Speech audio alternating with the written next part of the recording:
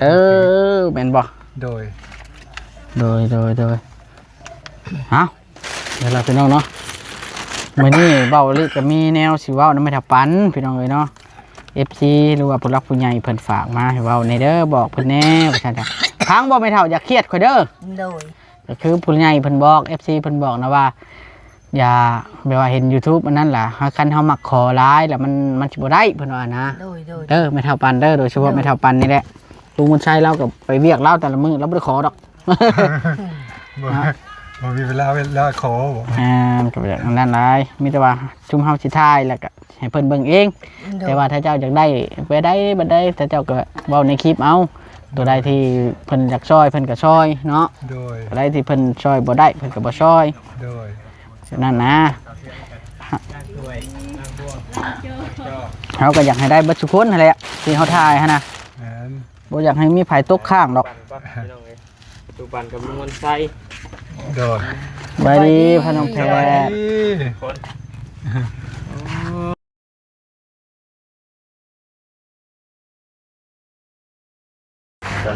สบายดีเด้อพี่น้องกันเบิดสุขคนสบายดีเด้อทีมงานเด้อให้บ่จอยเด้สบายดีโอเคนี่พี่น้องอยู่กันครบทีมเลยมื้อนี้5คนมื้อนี้สิไปยินดีนำให้เฒ่าปันก่อนพี่น้องเราได้ไฟสละ2อันเลยพี่น้องข่าวดีจากบ่าวเวียงไซชาแนลเนาะเพิ่นก็โอ้ดีใจได้พี่น้องเนาะตามเราอยากได้ตามจุดประสงค์ของผู้ใหญ่แล้วก็เราอยากได้เองเราอยากได้เด้หลอกนะเอาบัดนี้มื้อนี้คลิปนี้บ่าวลี่ขออนุญาตนำทีมงานบ่สุคนก็คือเฮาสิไปบอกเราว่าบ่อยากให้เราขอหลายนะสิไปบอกแล้วแหละเมื่อกี้นี่จ้ะข้อยก็สิไปบอกอีกคือบิ๊กแม่นซ้ำแม่นหยังล่ะมีคนว่าข้อยใส่เสื้อมาบ่คือจำคนสิเกี่ยวเข้าแม่นอีหลีบ่ว่าได้แต่ว่าเฮ็ดเวียกเฮ้ยข่อยจะมุ่งสังกะสีแล้วนี่เจ้าชาวห่มชื่อบ่เด่นชาวห่มน้อยเดียวดูนี่บ่บอดนี่เบิ่งพี่น้องแล้วก็เอาเฮ็ดพอปล่อยพอมาเนาะคลิปเบิ่งคลิปลงนะคลิปมาลงทีมงานที่ถ่ายบ่บอดอยู่ว่าบ่บอดเฮ็ดเวียกนี่ใช่มื้อนี้มันแล้วสิไปเฮ็ดแล้วนี่เฮ็ดเวียกอันนี้ให้มันแล้วเด้อมุ้งนี่ข่อยซื้อจังกะสีมาแล้วแต่ปู่ข่อยก็ซื้อมาแล้วเช้านั้นน่ะค่อยได้โจมลงมาดีเก่งบ่บอดเก่งดิอ้ายสาวเทืองเอาจะเทืองข่อยก็สิให้อยู่จัก20,000มื้อนี้พ่อเพชรนะเอารถมานะไอ้บอสมาเฮ็ดแข็งในมงคลไม้ของหมู่แล้วโทษไฟอีกแล้วชุกอ่องไอ้บอสชุกเอามาพี่ไอ้บอสมันล้มมาเอาอ่องรถนะหมู่ที่นั้นจะมันตกใส่นะเอาละลุงเผยออกมาช่วงนั้นเด้อันนั้นไอ้บอสดีนะชังกะสีเฮามันบ่ได้นั่นเด้มันบ่ยาวเนาะเที่ยงเนาะแยกชังกะสีแล้วช่วงพักเที่ยงเด้เพิ่นเลยจอดชังกะสีขึ้นไปแป้รถใส่สินั่นมันนะแป้โน3 เมตรใช่หรือเปล่าเนี่ยมึงข่อยจะแช่มึงก่อนนี่แผนข่อยนะหาเจ้าตอกแล้วไม่ต้องมีช่องว่างเลยตอกใส่หัวเพิ่งก็ได้อันผ่านะเพราะว่าอันชังกะสีเขามันยาวออกอยู่ได้3 เมตรผู้น้องประเภทเนาะเดี๋ยวก็จะไปเบิ้งดูมันใช่กันเด้อให้เจ้าอันนั้นเด้อพี่เธอนี่แหละพี่น้องเนาะเดี๋ยวพอแพทย์ที่จำพาดมันเท่าบันกับปูชันข่อยบ่ไปตัวใดของใหม่พี่น้องเบาลิก็ได้2 อันนะได้มือนะพี่น้องมานั่งให้จำพาดได้นี่โอ้ยังเหลือตั้งแต่ในมุ้งกระตูบและบาทนี่ไฟน่ะได้แล้วพี่น้องเอ้ยนั่งเอ้ยสบายดีบ่อยากปากน้ำข่อยเลยเนาะได้ไฟเชื้อราแล้วเป็นเท่าปั่นนี่ปากน้ำมันเลยโอ้สบายดีเป็นยังด่างมือดีใจน้ำเป็นยังคาด่างมือนี่แหละพี่น้องเลยเนาะถือว่าอันนี้นี่เพิ่นเมตตาเฮาได้นี่โดยหาเงินซื้อบ่ได้ง่ายได้อันละ4-5 แสนหลอดตายง่าย6 แสนหนูจักจะอันหนึ่งไม่ได้ถึกๆเดี๋ยวไรมือหาเนี่ยเพื่อใจไพ่โอ้มันกับเจริญพ้นเลยสวัสดีแม่ทับปันสวัสดีก่อนสวัสดีเป็นเท่าไรล่ะดีใจบ่ได้โดยโอ้เก่งนี่ครับพี่น้องไผ่เซอร่าน้องพี่น้องเนาะดีใจแล้ววันนี้ภูมิใจเลยได้อันไพ่ใต้แล้ว รีโมทมันเกิดแบบนี้พี่น้องดิไปเชื่อละหุ้งแล้วบัดเละแมลงนี่ โดย ติดอยู่ใช้แน่ติดอยู่นี่ผมบอก ว่าจิตคุดลักนี่ลงแล้วก็อันห้องน้ำแน่ โอ้โอ้โอ้โอ้ดีอ่าเดี๋ยวโอ้อันมุ้งนั่นพร้อมบ่จะได้ช่างสีมุ้งนั่นพร้อมบ่ โดย มุ้งอัน ตัวนี้นี่ กรอกน้ำนะ บ่ได้มุ่งได้นี่นาย บ่มี บ่มีเด้สิได้คำเพิ่นซื้อมาก็สิได้แต่ตัวนี้ อ่า แต่พังเบิ่งจังว่ามันว่าใดๆมันสิว่าใดเนาะนะก็ยังบ่ทันฮู้เรื่องแล้ว เดี๋ยวแต่ผู้รักผู้ใหญ่เพิ่นเนาะผู้ลุงเนาะ เมตตาสงสาร โดยนี่ละ เป็นบ่เมตตาสงสารก็อยู่ไปจังซี่เลยได้ได ขน้อยนอนนี่คู่ขึ้นอันยาขน้อยบัดนี้ฝนตกคิดได้เด้ขน้อยว่ะตัวเขาก็ฮุบขึ้นเฮือนน่ะขน้อยสิกันขึ้นเฮือนน่ะขน้อยไปถึงคืนนั้นตะล่างนึง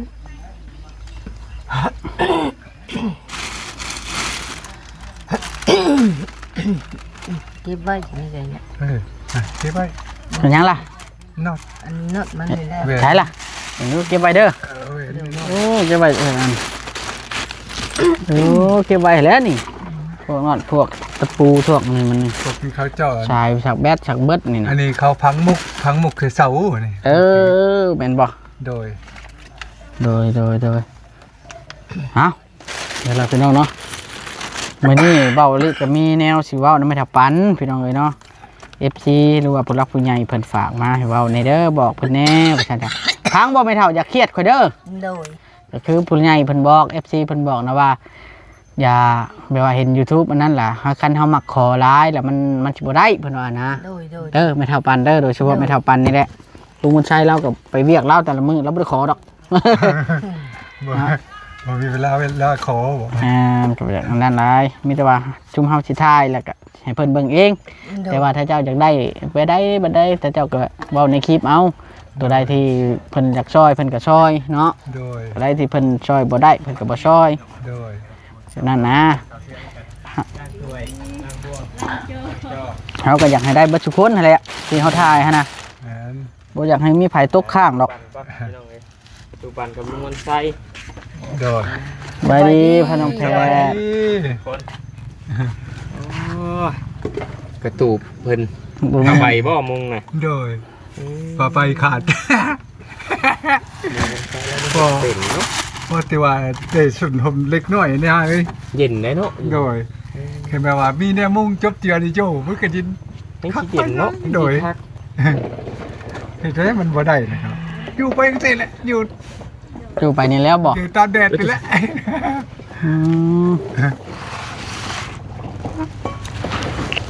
อึ้งเลยบ่ เลยแต่ฮ้อนเนาะลุงเนาะ โดยฮ้อนเนี่ยว่ะผ่าผลก็จักเป็นอะไรบ่ตกบ่ลิ้นเลยสังม้อย จำคืออยู่ เป็นไงถ้าบัดแค่แต่ดินห่าวครบๆแล้วเดี๋ยวนี้ ฝนบนตกเนาะ โดย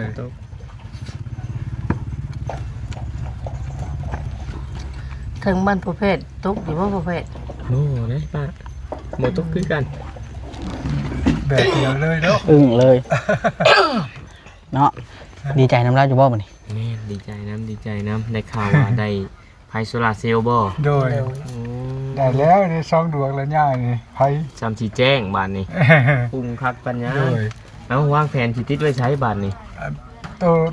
ตัวดอกนี่สิไว้นี้เขา ไว้นี้ ความเปิดนะตัว นี่ตัวนั้นก็คือมีแล้วนะ มัน ตาย มันตายแล้ว โอ้ ช็อตบ่ มันตายบ่ตัวนั้น ที่ น่ะ แม่นเลยวะเรื่องอะไรเขาเนาะ แบตมันตายแล้วเถ ที่ อะ ลีเลย โอ้เอาสิเอาตัวนั้นลงแล้ว ใบ สิ มั เป็น น ที่ หัน ขาด โดย โอ้ ใบมันที่ขาดไม่แบบช่อยไปเลย อืม ดอกตัวนี้ไว้นี้ดอกตัวนี้เอาเขาขึ้นอันนั้นน่ะห้องน้ ตัวนั้นเข้าห้องน้ ำเอาเขาห้องน้ำอันนี้ โอ้เสือของน้ โดย ำพอดี เพ บาด ราะ นี้ ว่าห้องน้ำไว้มันมืดขึ้นกันเด้ไว้นุ่ง เลย ห้องน้ำกับเวลาเฮา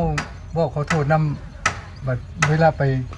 โดย ถ่ายหนักถ่ายเบาเนาะกลางคืน แม่น ปัจจัยเหยียบเอาวันหน้าเพิ่นน่ะนะจะว่าขอน้ำเพิ่นน่ะนะขอ พญา ไปมา พญาจงอางเนาะ โดย ดึกใส่ละโจ สักไผเท่ากับประทัดได้ดอก แม่นมืดคือว่าแล้ว โดย เนาะ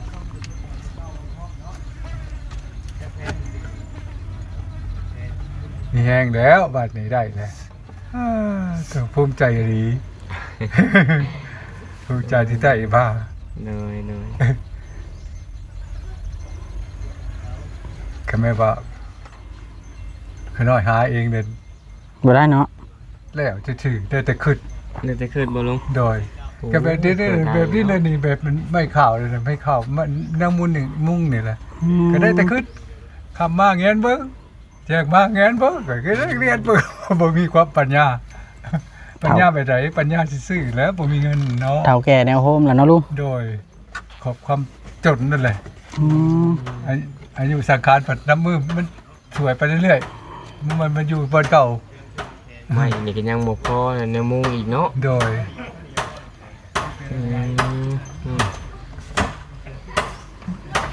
ตะฮ้อนลีบ่ดิวุด ฮอตนี่วะ เนาะ มึงเด้อหน้าตาชื่อเจ้าเด้อก็สิกู้ผ้าขึ้นก่อน กู โอ้ได้ย้อนอยู่ได้ก็เย็นแล้วเด้ฮะ เริ่มเขาจังเลย เนาะ โดย เอ้าคือมีมุ้งอะนะลงมานอนนี่บ่ เพิ่นลงมานอนพี่ ตอนคืนไหน โดย มันอากาศเย็นเนาะ โดยเพิ่นลงมาเพิ่นเดียวเพิ่นได้อยู่ขน้อยบ่ได้ลงได้ เอาแล้ว แยกกันนอนบ่เดี๋ยวนี้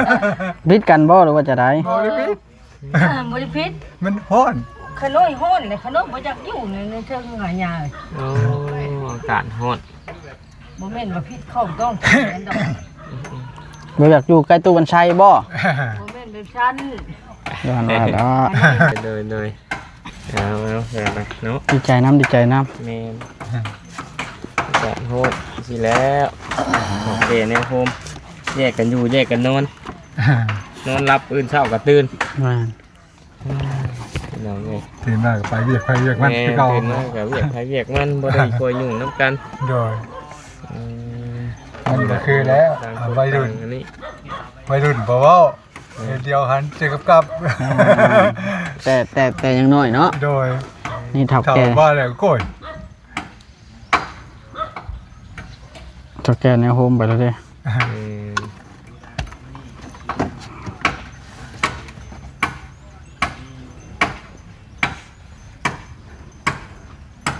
นี่เพิ่นปั้นหยังแปลก เป็นตอกบ่ บ่เฮือง ๆต่อนั่นออก เล่นอ่ะโอเคเบาลิขอสิไปเลาะเบิ่งอันเพิ่นตอกก่อนเด้อ แม่น แล้วดุงเลย สบายดี สบายดี ไปคือกันนะฮะ โอ้ยฮอน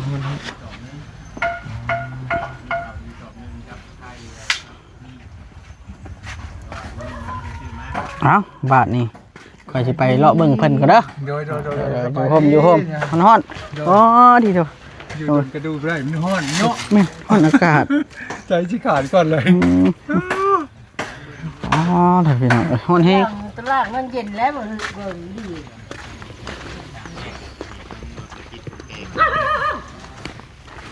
เด้อบาท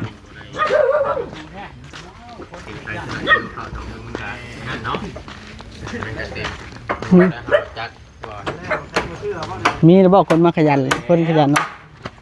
ก็เฮ็ดจังซั่นล่ะบ่เนาะ แม่เอาสังทีนี่ยืนไงนี่ ต่อข้าวแล้วก่อนแม่ ใช้ข้าวที่แท้ให้มันแน่นบ่ แม่นำเด้ อ๋อ ข้าวมันตื้น วางโยดลงมาได้ มาสิอุ้มไปเนาะเป็นได้ เด้บ่บอลเราก็เฮ็ดเวียกอยู่ได้พี่น้องเอ้ยเบิ่งสิ ข้าวนี่ปล่อยแล้วยอลงคุมแต่ละคุมนะ เฮ็ดเวียกบ่เจ้าก็ได้ เอาแนวมันแหลไปก่อนแล้วเดี๋ยวก็นั่งตัดคลิป มีเห็ดมีผักเนาะ แม่นเอาดอกไม้กินคนเลยนี่นั่น ยังน่ะบ่บ่ โอ้ ตีตะปูจนโคตร โคตรแห้ง บ่เฮ็ด มันเป็นโลเพื่อเฮียนต่อ เฮ็ดไปทั่วที่บ่บอด อันนี้โทษอีกแล้ว เพิ่นหาเจ้าบ่น่ะบ่พ่อแพทย์เพิ่นหาเจ้าบ่ เขามายืนใกล้นะบ่บ่ นั่งอยู่ไว้เดี๋ยวลุกขึ้นมาตอกซอยเนาะ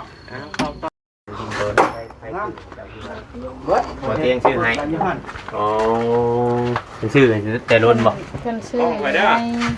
เป็นชื่ออยู่ใน โดยแต่บัดนี้เราบ่ถือกันเลยค่ะเจ้าของดินอะไรนี่คือเรามาซื้อเอาอยู่ที่ คุยกันนะว่าบ่ถือกันกับเจ้าของดินอยู่ ขอ พุ่น อนุญาตเด้อ แต่เขาส่งเงินเจ้า โดย โอ้ บ่ถือกันกับลูกเพิ่นหันนะแบบเด็กน้อยกับเด็กน้อยเล่นกัน เนาะเวลาเล็กน้อยให้กันเนี่ยแม่น่ะพิษน้ำ ก็เพิ่นก็บ่ได้ผิดดอกพ่อแม่แต่ว่าผู้นั้นบัดชิ้นใหญ่กว่าลูกข่อยหันนะลูกของเพิ่นนั่นอายุ20-30แล้วผู้นั้นก็ได้ บ่น้อยได้ซั่นน่ะก็เลยอันนั้นน่ะเพิ่นได้ส่งคืนน่ะเจ้าเลยมาซื้อเอาอยู่นี้ โดย โอ้เท่าไรจะซื้อตะกี้ ตะกี้น่ะซื้อ 30,000 เพราะว่ามัน ตาม ตะกี้ ตาม ยัง เงิน แพ บ่ งไง เตีย นะ งเงินบ่เตียงซื้อให้อยู่ในน่ะก็ 30,000แต่เอามาซื้ออยู่พี่ก็30,000คืออันคอมเมนต์ที่คอมเมนต์น่ะข้อยก็เห็นอยู่คอมเมนต์น่ะสาวเทืองเอาไปเฮ็ดหยังขายดินตัวฝุ่นน่ะข้อยเห็นอยู่ เพิ่นถามบ่ โดย บางเทื่อเขาเจ้า บ่จัก อันยังบ่มีไผถามเลยเจ้าก็ยังบ่ได้อธิบายให้เขาเจ้าฟังเด้ เพิ่นบ่รู้เนาะ บ่ฮู้ ที่ เนาะ อันที่เงินบ่เตียงซื้อให้ซื้อที่ให้อยู่พุ่นสาวเทืองเอาไปเฮ็ดหยังเอาไปทางอื่นบ่ไปทางบ่ที่บ่แบบเนี้ยนะ ก็เลยสิบอกไว้ว่าเงินบ่เตียงที่เพิ่นซื้อให้เขาจะมาซื้ออยู่ข้างนอกพี่ โอ้คือว่าบ่ได้เอาไปเฮ็ดหยังเนาะ โดย ระวังมันบาดเด้อพวกล่ะเด้อจับดีๆเด้อ คอยเด้อ สิบอกว่าบ่ได้ไปเฮ็ดหยังดอกเงินนะ บางคนว่าดินผู้รักผู้ใหญ่เพิ่นซื้อให้แต่เป็นหยังคือขายแบบ โด นี้เนาะ ย แต่แค่แม่นเปลี่ยนดินใหม่บ่ โดย ง่ายๆถ้าเฮาอยู่บ่ได้แต่เฮาก็ต้องเปลี่ยนแบบง่ายๆครับเรือนน้องแต่นี่แหละพี่น้องเอ้ยเนาะ แม่ เอาอยู่พุ่นบ่ได้เฮาก็ต้องขายมาซื้ออยู่บนไม้เพื่อความสะดวกใจของเฮาเด้เนาะ โดย ครับที่อยู่ได้ครับใจอยู่เฝ้าได้เนาะวันนี้แหละมัน ตรงน้ำ เฮามาอยู่พี่แล้วก็ สั่นก่อนเลย เฮาสบายใจเด้อจ้ะ โดย ก็อยู่ บ้านบ้านนะเจ้าคงเลย ตอนนั้นคือว่าที่เราบ่ได้นอนอยู่นี้ที่ว่าเราบ่นั่นก็หนึ่งมากอะน้ำในอยู่ใส่ก็บ่มี โด เนาะ ยแม่ ยากว่าง่ายๆซะ น้ำบ่มีใช้มันยากก็เลยเข้าไป คนบ่อยู่แถวนี้เนาะ แม่ๆตะกี้คนก็ยังบ่ได้พออยู่เด้เลยอันนั้น ดีก็ได้เนาะแบ่งสีนะเลือกเอาแผ่นดีเนาะให้ออก สร้างไปใช้แต่สร้างชุมเฮ็ดเฮือน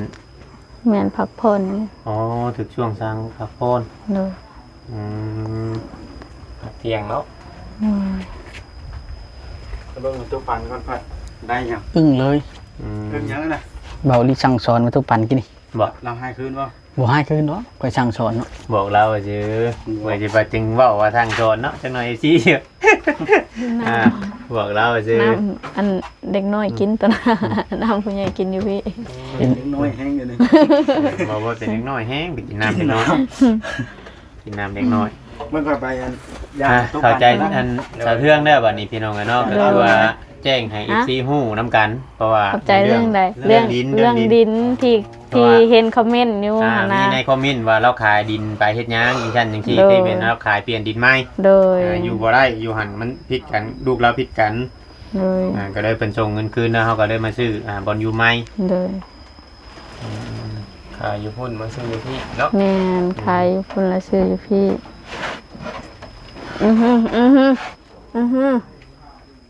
ลูกเรานอนอยู่เชิงนะพี่น้อง เมาแดดมันวินหัวแล้วขึ้นไปนอน เพราะว่าอยู่ไฮเดทนั่นอ่อนๆให้ห่มเพื่อนไปฮอดก้อนจังนั่นนี่แหละมันก็แล้วอยู่ดอกหน่อยๆนึงเนาะบ่ดิ อยู่ไหนข่อ มี ยบ แต่ อก สร้างให้ลุยเดทก็สร้างให้น้องๆคนลุยเพิ่นก็เมื่อยแหละ ก็สั่งบ่บอสข่อยบ่ได้สั่งน้องๆเลย บ่ได้เกี่ยวกับว่าโอกับว่าบอสอะพากันอยากเฮ็ดให้มันแล้วเองนี่แหละ ความขยัน ต้องเร่ง ใกล้เด้ใกล้ห่มสิฮอดแล้ว เลย มันก็เพราะว่าเฮาเดือมตาได้คำว่ามันเดทชงกับชังกะชีเนาะแม่น จะเริ่มตาบ่ เห็นว่าคือมือเห็ดอันกอกน้ำเนาะข้าวเดียวบุ้มบุ้มบุ้มบุ้มมาจนสมบูรณ์บ่ทัน พายุเด้มื้อน่ะเนาะ โดย พายุมา แม่นบ่ ซ พ อ อย น้ กั อน งแพทย์ บุ้มบักบุ้มบ๊อบเกือบ พายุมาเนาะ หลายมือได้ผลมือตกทางนี้เนาะ แม่นมีแต่พาแม่เลื่อมซื่อ อืมดี ต้นยังจะเทืองนะ ๆต้นดอกซ่อนมันหอมจะปลูกไว้ หลอกมันบอกของ แม่น ต้นดอกมันแหละ จักปีแล้วที่ถามบางจักปีแล้วที่ว่าเลิกแยกทางกับผัว 2 ปีปลายผัวที่2ได้ อืม 2 ปี เพิ่นจะพ้นแล้ว 2 2คน โดย 2คนผู้ที่2ปีปลายแล้วก็แยกทางกันเนาะ โดย เลี้ยงลูกไปทำสร้างเฮานี่แหละเขามาเยี่ยมลูกเยี่ยมหยังอยู่ บ่ บ่มาเลย แม่นผัวแรกก็บ่ได้มาผัวที่2ก็บ่ได้มา คนบางอื่นบ่คนทางไหน อันผัวที่2ก็แถวดงพุ่ง อืม ผัวแรกก็อยู่ในวังปั๊มน้ำมันในบ้านเพิ่น บ้านนิคมนี้ โดย แต่ว่าอันเด็กน้อยเนี่ยเขาก็บ่ได้มาเยี่ยมเมียหยังพอบ่ บ่ โอ้ เขาก็คือสิบ่แม่นว่าเขาสิสร้างพ่อแล้วเขาก็แบบว่า คือพ่อทำลายร่างกายเขาแห้งแล้วเขาบ่อยากไปแบบนี้ ทำ นะ ลายร่างกาย ทำลายร่างกายทำลายจิตใจเขาหั้นนะ จิตใจพอบ่สนน้ำเนาะ แม่นอย่าง เด็กน้อย เขาก็บ่กล้า เพ เพราะว่าแม่นเขาก็บ่กล้าแล้วเนาะเขาตีเขา ดี โดย โอ้ เขาก็บ่กล้าไปแต่เด็กน้ มั อน ย เลยเฮ็ดให้การนั้นนี่น่ะเคยชินน่ะมันเลยเฮ็ดให้เด็กน้อยย่านเนาะ โดย ก็เราก็ได้กันเกี่ยวแบบใช้อารมณ์แบบนี้นะ อืม โอ้